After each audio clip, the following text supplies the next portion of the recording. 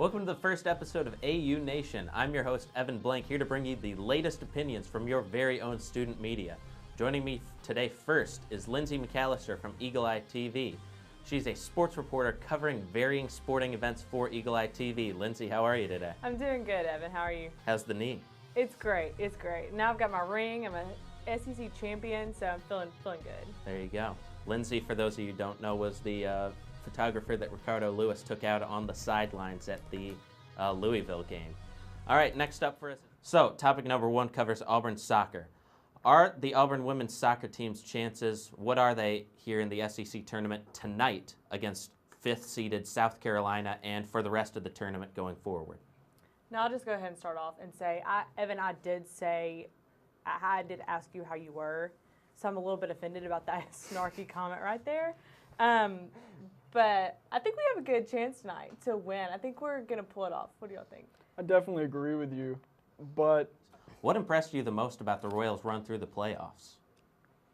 Well, Evan, last year the Royals lost, and you could just tell they had this vengeance this whole time to get back in, and now that they've won, that's a pretty big deal. I think that was pretty impressive that they've just showed, stamina to get that W, that big W. So. All right, we move on to college football. After the rankings have now been released from the College Football Playoff Committee, out of the Power 5 conferences, which looks like their conference champion will be left out of the college football playoffs?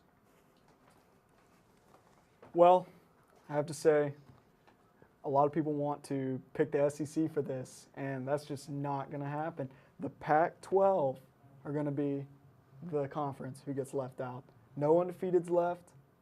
The teams are a good couple of rankings outside of the top 5, Stanford being the closest one.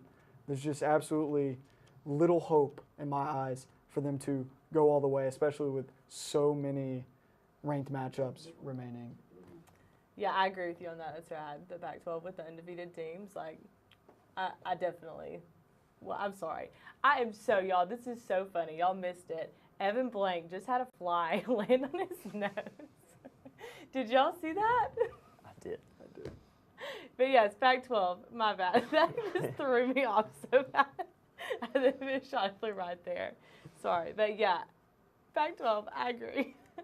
We're going to have a little fun now as we play a little game called Fill in the Blank, where our producer, Jared Dillard, makes a joke out of my last name. We have 4 questions this week, and I want to see how you will fill in the blank. Ready, guys? Question 1, NCAA football. The one word I would use to describe the Duke-Miami ending is blank.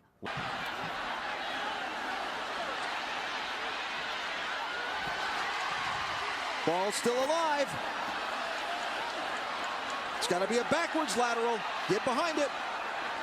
Still alive.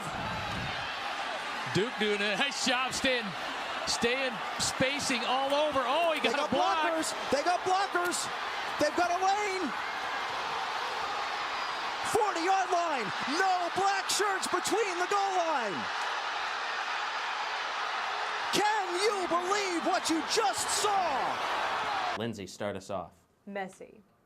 I mean, that was close-ish to kick 6. I don't know if you caught that game or not, but I feel like that was a lot more clean than that. So I feel like, that quick just run back, don't throw it all around. That was a hot mess.